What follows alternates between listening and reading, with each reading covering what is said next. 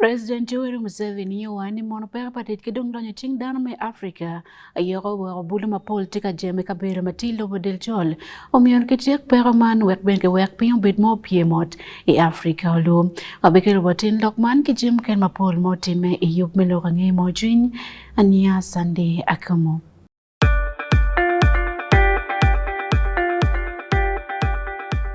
At least the one thing for now we can all agree on is the soap to use. He likes that it's big and lasts long. Anti-economy. I like that it keeps my skin smooth. Ate alina echovu. And the children like that. It smells amazing. Everyone is happy. Movit soap comes in 4 fantastic flavors. Movit family soap is truly soap for the whole family. Movit. All day confidence. Amori mateka Julie kaneno yup melorange moji ndongumbet kore kanki Wan Luo television anwe botin ania Sunday Akumu tini oberu tiambit ni andwe piari wia biro medremi abichil imwara alibario piari wia beach. President Melobo Uganda man Yoweri Kaguta Museveni wani mono kuware mapol pabulu kijemo tewe aduki me gordon makono dan mapol perkwere ento di mapol no timara munya donyo iching lo dilchulu ayom yor kichop dokman kawe keben ketiek pero pabulu magiti Africa. President Berkata okone yup me dokelo tingano kwan magiti do mon gen piera bitu yario magoti kwan ite yup makilweni mono senior command and staff course grade 2 ki senior command and Staff College Matichi Maka e Jinja City. Wanenkong report man pe in e yup melo wange mojoin kan e Wan Luo television. Igare mefonyo lo magi President Yoweri Museveni berkanyama loke gene komjie mapoli kineti yeko kokomatikin bulu loko maru lobo pan Africanism kidong beno nyae lonyo kachil ke gwako kujmala bedna kama wani man ayegin ma obodoro anyimpa lobo delchol ikom kelo alore teki chalim. Point me mara cheli ugolwon ma kilobe me Uganda, Rwanda, Burundi, lobo Tanzania, Kenya, South Sudan kidong Malawi. Dok genwengo guware mapol gubilte yupman kama Brigadier Michael Kabango mati commander me college man oberuti ye. La pet mo akibo la tel man la moñ ma lobo Kenya ogamo mutual it President Yoweri Museveni en no miron yang ikom tele mati kin man bulu mati telo wijemo makilugi ni Gen Z magipegiti ye nyochwako tela pa President William Ruto. Your Excellency the President, Kenya is witnessing a growing agitation among our youngest population, commonly known as Gen Z. Yesterday marked 1 year since the invasion of the parliament in June 25th last year. Yesterday, Kenya witnessed far-reaching confrontation between the security forces and the Gen Z protesters. I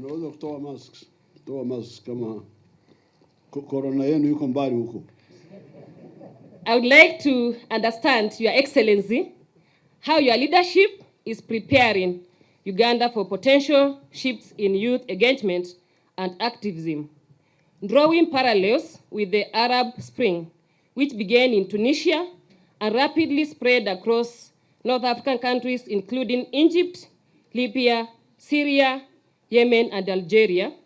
Your Excellency, I am concerned about the possibility of similar Gen Z uprising spreading across Eastern Africa, including Uganda. In that context, is Uganda prepared to address these challenges, and what lessons do you believe can be learned to ensure continued stability and progress in our region, East Africa? Thank you, sir.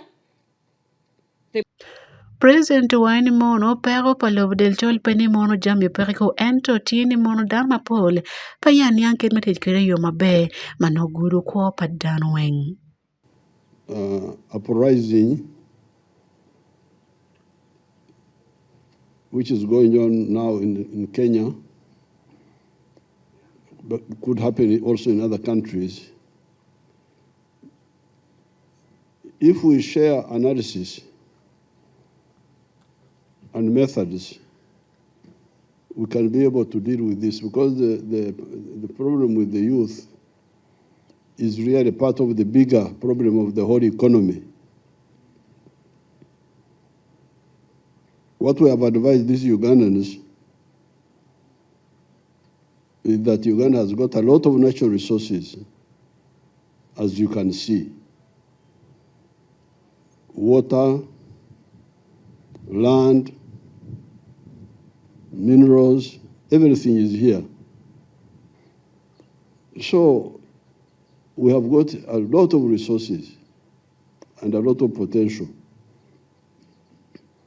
But the problem is conceptual. Conceptual, how to develop these resources. And this is not strange, because in all societies, you lose a lot of time trying to decide what to do. Here in Uganda, in the last almost 65 years, where we started as a student movement in the 60s, our conclusion has been that, first of all, Africa needs to go from the pre-capitalist mode of life, because remember, if you look at these countries, especially the ones with a lot of natural resources like Congo, like Uganda here, many of them, you find the majority of the people are not in the money sector. They are not in the commercial sector. They are in what they call subsistence economy. I don't know about Kenya, how it is, but in Uganda, by independence, I think only 4% of the homesteads were in the money economy. And especially if the country is rich, if it has got a lot of natural resources, people just stay in the villages, eating free food. Then after that, even the ones who are in the money economy,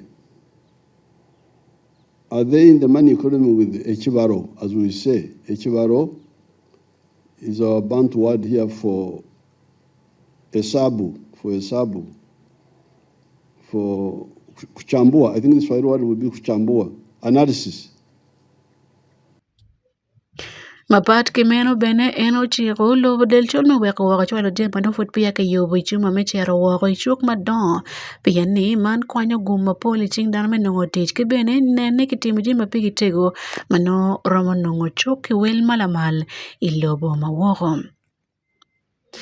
Itweyo loke bolo tela eno waini mon tela mai Afrika ke dano magiti anywelo bedel chol umero ke chwingi ikoma dongo te kichalim kono ben giti kije mapole kineti yefu kat kidir manyen kachel kripa wat mabe kibene kuch mala benaga mahobo kelo teach board bulu dok bene weko dano wing belo machwingi opie pe Wan Luo television Ania Sunday Akumu. Party chimebie Macedonia Democratic Party nyo DP yo macheko chako neno kidme otolwa kibere nongo chwak mapol eni kompart ni eni dulmani karmo karangaj no berke chwak maditi kom mageni kom almelo Uganda dok no pol chwak manti kom no bat ma mati president Jerome Patman karman chwak dok wako ping tutwal wagenda ko chako baki machil mayilo malo dan mapol magi chwako Patman kom alma Uganda kidong bene ilobo Uganda lo ikarman Patman teka ilume manyen kidong bene nongo juma chon magaramu bene chung me makamandel papate mani kui mateka bini mwaka manyen alibari opiro bichel man kui lumoko melobo Uganda Robert Moneti Gulu City en kele lok matut ikom bake papati DP menongo lume manyen kachel kelo makpandel papate man ikui mateka bino eni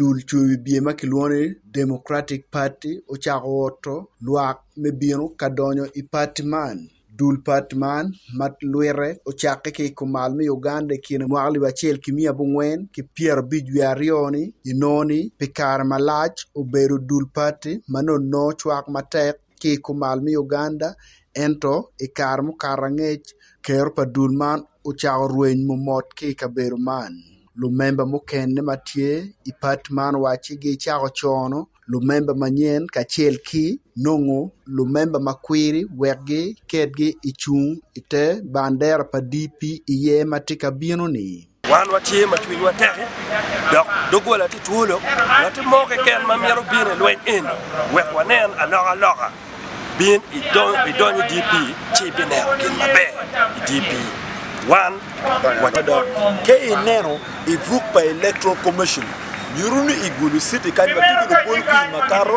ali mia chiel ki piera bichel tian luke gonye ne ka o bolku ki maromero jo ma an ya de wona wara ke ke gulu city DP papu mata DP magani ni matka piero ni mabin no no kana matwong do maga moy kan ketian lokani enare kubeti dar lokwer ni kai por primary mer pe chung so gyan me doji no tu matwong be me tan DP ni karma be in la DP in la movement in la UPC popiti kama wa oyen wa miro ngat makwiri machwalo lwak duan tano ikaria mamegi makano ka gimoy kantie kelo benete der ma pechero lingo pe pore dogola kamugo kamokene miyo lwak igibero yom anati kinjo makao yero an lwak mekanya goga watch abi chung piwun ikui mo be bire ikaro bero kalok ki lwak mapol igulu city itung chabet mokaro president pa Democratic Party Manobad Mao wachi dano mier bet kigen pien ker pa pat man timatek ikumal mi Uganda ki lobo man no weng kifonyo dano watiki lutela mabejo en watiki jomo pore meberu members me parliament Paul Kare jomo beru kalwenye kuma kubera lwenye kuma ni wek pa bed kilu tela machelu kangera walwenye mo beri pati nani uberu pel luchol twin mugo mago kero rongo lagi pati mana tiga telo neni ni ye mier poti me Pilora ngamo chwin e Wan Luo TV and Robert Mone ki Gulu City.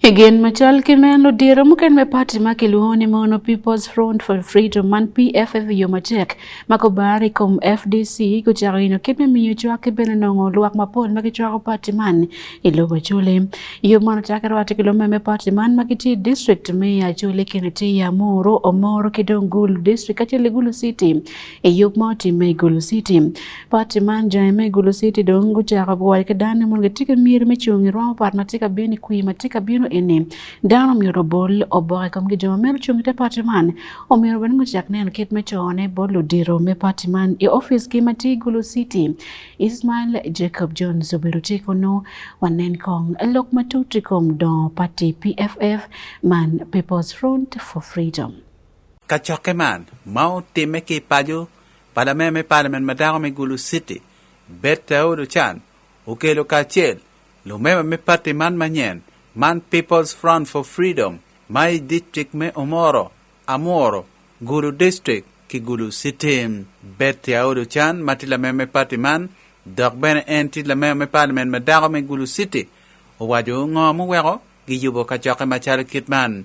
Then we thought it was already time to bring PFF in public, that is in northern part of Uganda, and especially in West Kacholi, to bring it out, even if it's not yet launched.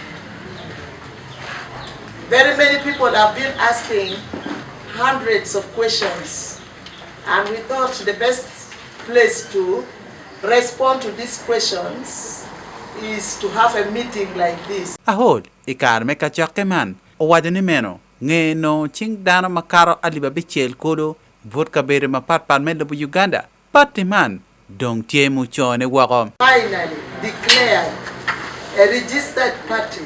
It was declared on the 5th this month. It started struggling for registration last year, but finally this month it was declared registered, fully registered. So we have no fear now, fear of either going to contest as independent.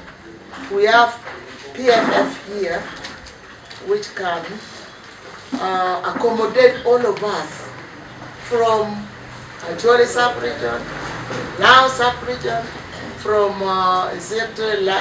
Bunyoro sub-region, from all over Uganda. En beno wajane, gitia tera, dong me chako poko nomination form, ki dana magetike mere me chung, iruam mapat pan, ki tung chen, Moses Abon, Mao Beruan, koma dek machon me le road division, wajane, patiman, dong tia tera, ye matika bina nyim. Come and start organizing our people, bring them together so that we face the big task which is ahead of us, that is 2026. You know, in Gulu, there was a lot of issues regarding defection, of which some of us have already been tagged, that we have already defected to the ruling party, the NRM. And that has really been not only from our opposition, from the opposition members, but the propaganda tarnish our names, send cold, send fear to our people that we have already crossed the NRM. But today, I want to clarify clearly that we are not in NRM. We've never been there and we will never be there. Lumema me party man mukene mabene guberi kachoke man, gubajanem, party FDC, uchuero chwingi matek total dakman, gibi dakchen ite der, ka auto chak matek, kum party me PFM. Paludiro magiti telwa, ki party. Wego watika wortero gwera megi ngunu wiye, eno tika long edo ataro ken wiye pe kume. Ngo mo mero watin. So man kela me wajini twin matikire i 2021 pa mierchu. Ni anu ngayo kama wa kiye. Do ngayo kama wa tichariye. Se jomo kana ma wa wego bini. Ko wa lok maredu. Kongi. Pian kamo bana geromo konyo wa kumamba. Austin Ruba kene, la meme mokene me party man me PFF, o terne tiki mire, me chung machado, kansila bej, Umoro district. Wegan bena weko party FDC. Ena yo beru kit ma won kom ma mek watika tero kere. Won kom pa party FDC ma Umoro district. Mir doctor party ni chalo gina ena yedong kwe president me party dong totwal. Kakama ka Jimmy mo a kimalo I party headquarter. En dure wiye Jimmy mukene chalo unungeno chalo karano no mer kubet ki party activities mogo nyo Jimmy mukene makwa lo party eno kay neno mo mor komberi chane won kom ma mekwa ena yeti won kom enti karan enti mobilizer tila kan lim so Jimmy weng ma biene party en ga keye Lume me party man mukene magitigi mirme makbandera ichuma pat bene guberu tie kachoke man. I'm by the names Silva Daniel Olweny, commonly known as Silva Daniel in Gulu City and in Omoro. I am also the aspiring member of parliament for Tochi County, who so much believes that Omoro must be made royal blue. Today is my first day to attend the PFF meeting, but we are getting out of here to launch Omoro for PFF. We are going to ask our fellow FDC members to join PFF and we roll this. Ikomade me Uganda, Honorable Florence Lam, Matye Kansila Chen me Gulu City, NT one kom pa party me PFF. Party People's Front for Freedom, Mao no kingeone, jag FDC me katongane, o poke ki kom FDC ma dit me najan kumbe ikara matelo tan mater dral ikin lo me parte man tutale ikin dan magen gitiki chwak kom Dr. Kiza Besde ki amoriat oboim Ismail Jacob Jones the Wan Luo television Igulu City. General Charles Otemama anyuti kotia toki uchalo kwa na menya yolonyo kibene kwa ndana kichan bolufu kidong dana mokene malo chak party NRM kilugi nikada magiti Omoro district en walute dana awa kichan alotela magichaka party man bino man ka chakri be kachil wekene nikidong party man kachil kibene dong lo mirbin ikindano ma Omoro district Amerika lo kilwak ma yopi town council Omoro district kun ruat kilotela man kada magiti town council man menene kit mechualo malom rom mecharo party NRM Johnny Zani uchaka John Obelio Pek Town Council wanen kong maake kuno ikom don party NRM kibel neno kit menya ilonyo iching dano my Omoro district.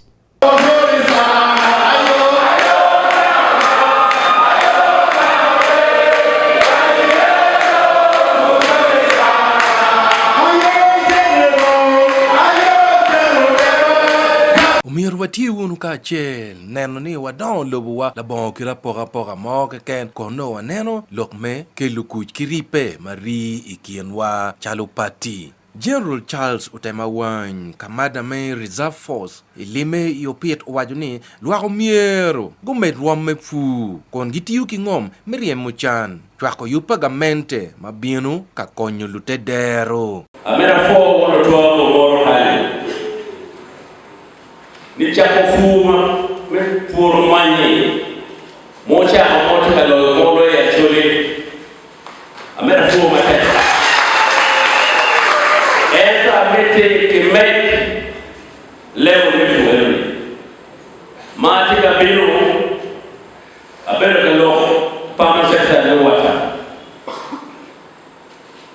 ubiro obera nyamke lo ka chele ka sale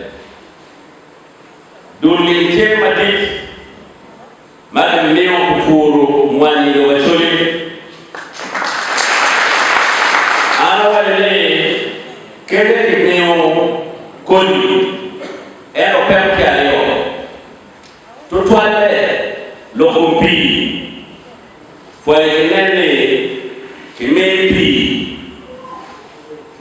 we ukon kachenche we mwani fo pero Kendo kenda bulu kine eto kakikero piye opo kwani mwana kirio imagani wegodong bugopo mabe le ene jupetiye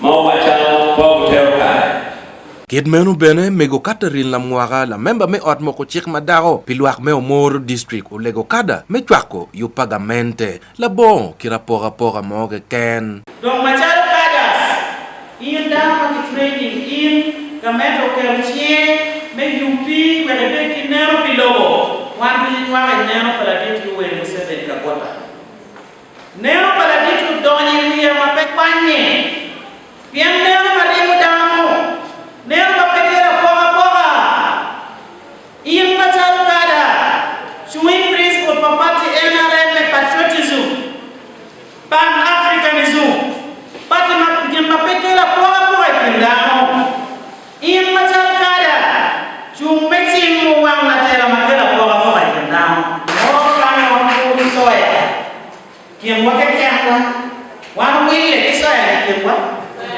la wilaya kwa tika wang yen gini kubetpe dando tete dando beredi politics mapogo kindano kipela jaki Omoro district Douglas Peter Okelo Okawa won koma beach me Omoro district o choko chinluak me kati kalok manyayo lim yu meriem muchan itedero Omoro district kakani wabelo kafuru jimi moke anana walone soya bin murangaki ere dongane musevenomics kemiame cham uberi dog ba kia chela che kilone household food security la remi mamari gemi pewili pekwon pekeyo kilone ne cage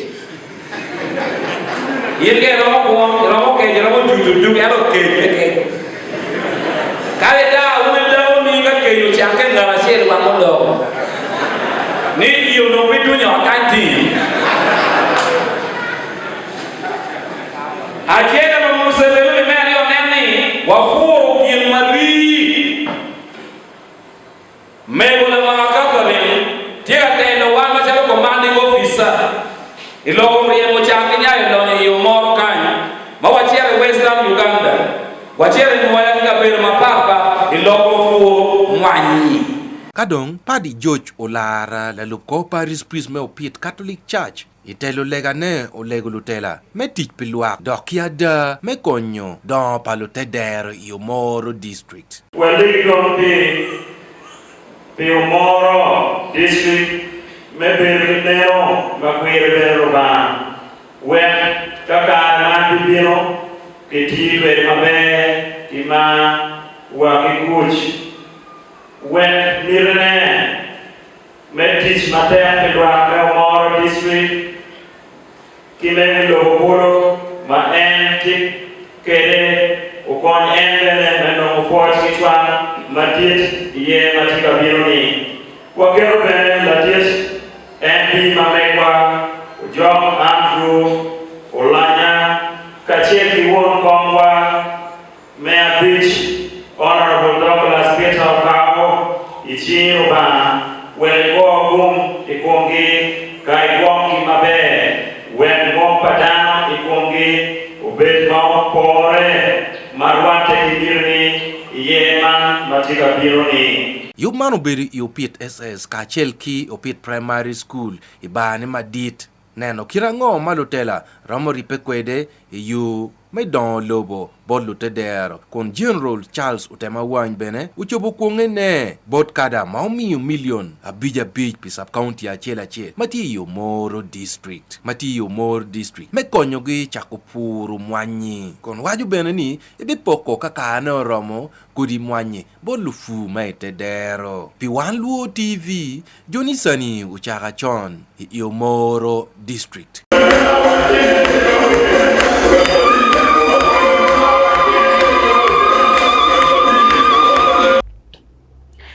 Bulu mi achel piari o make yumbe district guti kwaro kwan mamegi ngeti ko kwan me duya dek ma obedo chelo kom kwano teaching magen guti o me ber kinget me chako ber gin mo matu me nyalo ni kepen ber kitich mamegi chingi man tich mano bukono ko bulu yub man mapolo bero lokom ko kedon kupo bongi kaben gi yobo yewi chuberu ti mapol dok bulu me gochwa ma te ko ni mono mi pot gin ker me chako tim jema me ke pe kengi na bonje kom no nyor beru pa gina tima Get mono John Gibedo Kwerekin Pachini, Yumbe District, Otikila Church, Wan Luo Television, Man Adam Gule.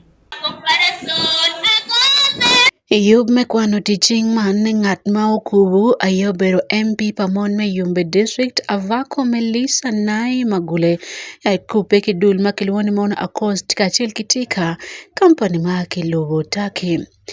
Iloke kar me kwero kwan man ki Yumbe Primary School Jaffa Olega Adit Madoro Dulme Acost Skilling Center o en mono yub man oberu tie pelotino magut giko kwan ni koyo mon mago nywal chon mano fut kiti lotino kedong mege matino magiti no pero inyuma meki. Our focus is more on less privileged students who drop out of school due to limit of finances and necessary fees, and also and less privileged mothers and youth. This is our target. Eni kar me chako project man imwaga ali berpiro adek berkrotino kwan manguramo gen mi ario pierde kwa chel maguteko kwan ki kabirman. Today we are graduating 120 students, and out of 120 we have only one trainee, 110 of these are female.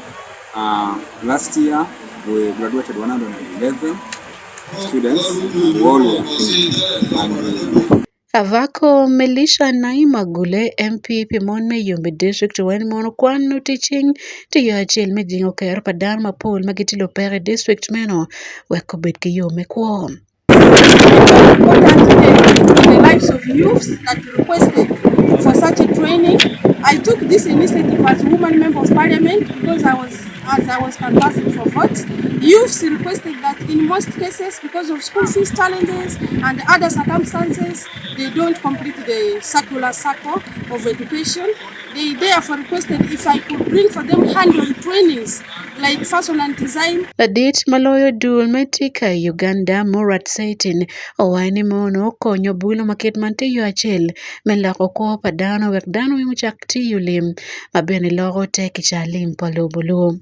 Donated 60 tailoring machines, sewing machines, and before 2 years ago they have improved their tailoring capabilities, and currently after 2 years we have came to Yumbe and we have implemented several projects. Endo choko chundo tero magutia kufanya manmeti kinget mako noni weke roj kere kuwa maika ben mutim yu moken lachen kumet rome kwan kachel kingegi iya nyim. Notieno kwan magotiego gumme kwan man go waene mono man tiyo achel ma obulo kwogi ikwaene mapat pero min king'ej kabene obudogo yo metiyo lim madongri kwogi labed nagam. And so I joined this training so that I can be able to equip myself with the skills and money to support my family and my children and raise them so that they may go higher with school to be better than what I am today. Pilawang'e mochwiny e Wan Luo television, Adam Gule Kiyumbe district.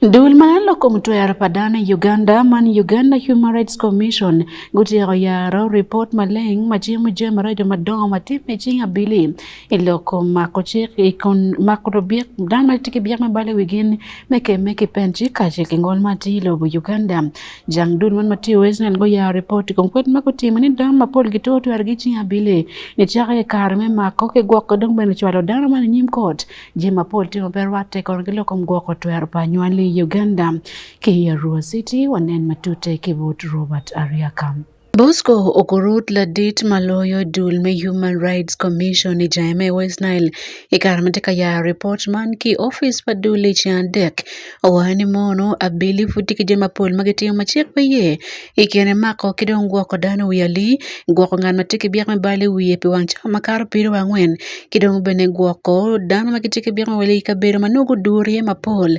dokno dijti matek dano tima duong tutual ikabero mading. Accommodation of the officers and also the inmates and suspects, it is one thing. You realize that somebody is living in a grass-thatched house, an officer, a grass-thatched house, you know, and that grass-thatched house has a lot of, you know, a lot of issues. It's risky in the first place for you to live in such a house, because anytime somebody who has a bad heart can easily touch it. But also accommodation for the suspects. Those two. You realize that in some police stations, the cells are too tiny to accommodate even more than 3 people. But sometimes you get there more than 5 people in that cell. They are standing, they can't sit. Ikin jemo kene makino bene gwako dano pikar malat la bonchwel ki nyim kot bene tikin jema pol na bide katimone meber katoto lim kibo dano dok bene kwanyo lim ki ching weri pa jomagi manake magen kibiek me bali wigi. Gien mi la boli bongi kama MP moke waini mono o mi rukcha bora bilini o gwak ngati mope ongcha makar piru wangwen kuno rukcha maket manti uyali dok bene chek peye. Well, in the recent inspections we did, we got some suspects over-detained in Obongi. We also got some suspects over-detained in Pakwash. And then we also got some suspects over-detained in Abili ben kaweni mono groi wigi jema pol madraju tutuale beru kabore odilum makar kwa pagen kamaraj kuno ben gitiki mudugo cha wenget gin ne pian man perwate kekit migwako mudugo. Dulman bene ko wani mon lutino matino mo yake bali bera gwa gen we dan madon makibiero ni guti mobile. Noel Fortunate la kubkin tij padul makilwon mono Justice for Children in West Nile owane mono gwokolo tingino iwiyaliti mapol dok magi duju tegien machek paye. As actually people pay attention to rights and violations, many times you will go and find a child that's been over detained. It goes even for up to 11 days. But when you look at the causes of this, you tend to understand that the police want to get rid of this child from the cells, but how things are structured for them. Eno wani mono yo mabelo me gwokolo tiel ma oyoke ki chika yeni mono chwalo gi kot weka che lok maken gi noti ki chwalo gi buch meriman nyuki gwoko gen ni kabiri mo pore ento o mer ki gwokolo tiel ka chil ki juma otegi mano gi teki biek me bali wiki ni. Willie Kalimbano majila dit maloyo kwed man CID officer pe West Nile owane molo tino mapol mo yake chek pole gi o bora bili document kache gin mo kentie koko kiki chwalo wako weke neni kibera chwalo file gi nyima nyim wako o wako inyim court. Eno wani mono pero matiene mono probation officer pegi lubo koko magi dok bene polkar weko bero bal bora bili mitiji kumlotino magi manogu yoke kipen chik dok bene pole chwala giriman bot abilini. I don't know here how they do it because every juvenile that is supposed to go to court, the probation officer is supposed to produce a social inquiry report which is attached on that file and it goes to state attorney for sanctioning. Where I've been without a social inquiry report, no state attorney can sanction that file.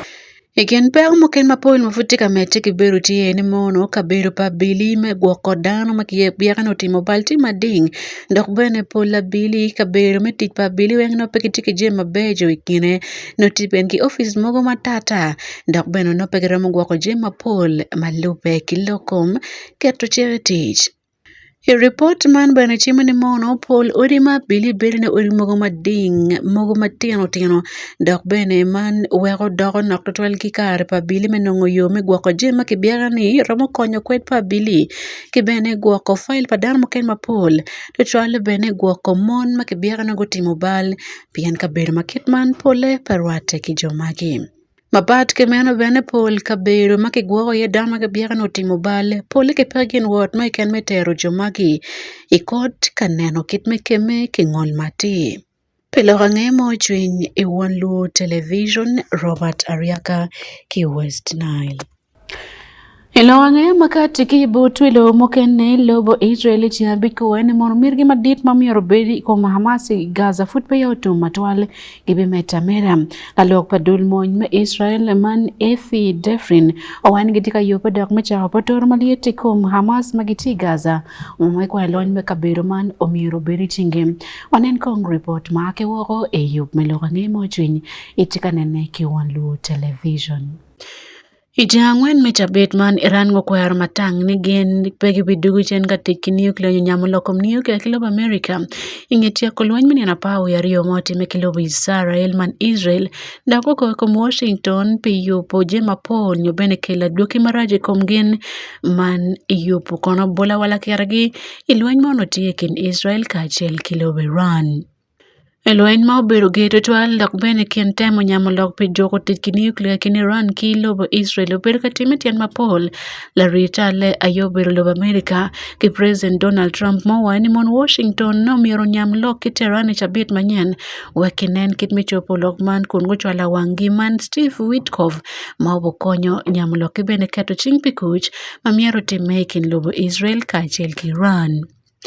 Ento Minister Pikop Mawoko Ilobiran Abbas Argachi o any monopitigin maken mabuti medakmen teran po bir kanyamula mecha mokiken o miero pekinen we eni lok mo makonye tie yugekati chwin. Iloke majel I television ingekato jogo gwenye kimachi kin lobarioni mani kamanei kuchwako mateko tuwali mono Irana yo loyo lwenyman doko miero gin man Amerika miero poro yewie onyobene pocket liero mokiken ikumgin. Ingeni na pau ya rio ni weng lobari yo ni man Israel kama Prime Minister Benjamin Netanyahu o weni giloyo loji ron malamal kabene kamene man yungbot Israel go weni mono ginwen gichulu mach magwa gine giloyo pien giweko Israel ugu kichongi kabako dogim. Ilweny man kewen Israel olego anyual Iran maromo gin 170 mageti civilian malupe kilok pagankal amate Tehran man Iran. Unfortunately, no defense is airtight. As a result of the attacks, 29 Israeli civilians lost their lives, and many others were injured or lost their homes. The operation's success cannot undo the pain and deep loss we've suffered. Mon pa Iran maonego Israel magikene obedo gen 80 malupe kiwil maokatini. Karibit kumano lodiero mon me Israel wani gibi dok chien kamayo loch me Gaza Strip kabedo magitika lwenye kachel kidul me Hamas. Pelorang'e mo chwiny e Wan Luo Television, Colin Banya, Kikampala.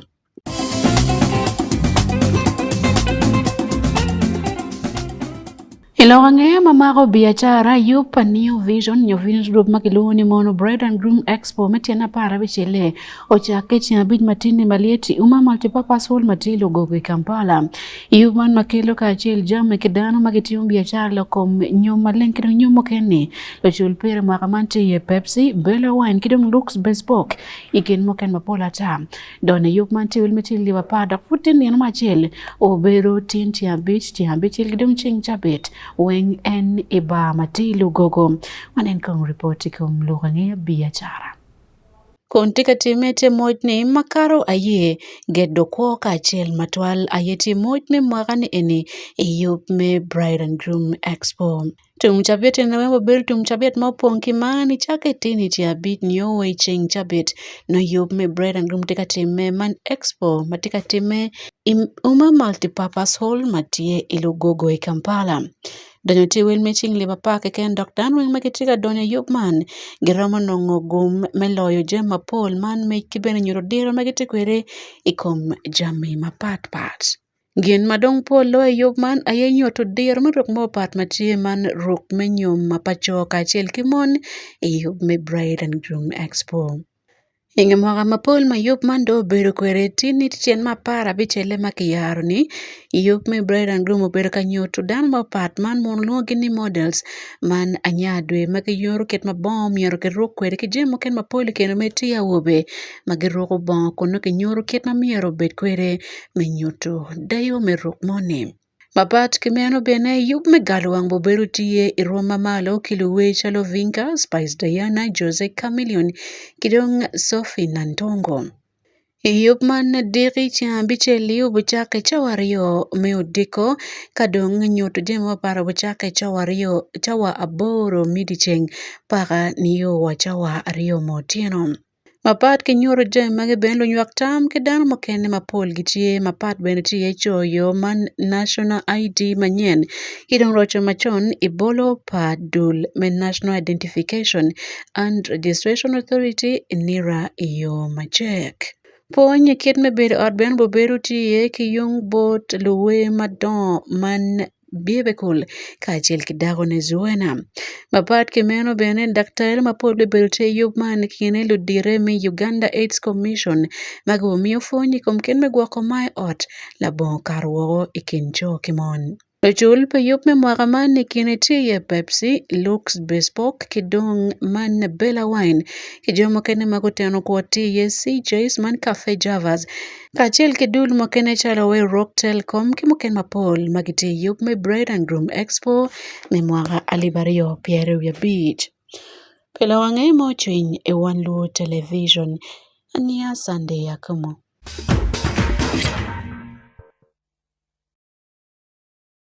In lokom to uru lodge me club makilone mono Blacks Power FC maki Lira City go jero chere bolo do maki maro to man me club ni enim niki bi yuba to matika bene season menyan man mwara ali pirwa beach ilo piru bichel ito matika bene gengo kan chiar kato ipi me Uganda Premier League dok bene gen guloro to man me season ni enim mau karne kibir namba ngweni me mecha me to me fufa big league David Magere Kelly report ilo kom to Iyub Milorani Mojin ke Wan Luo television.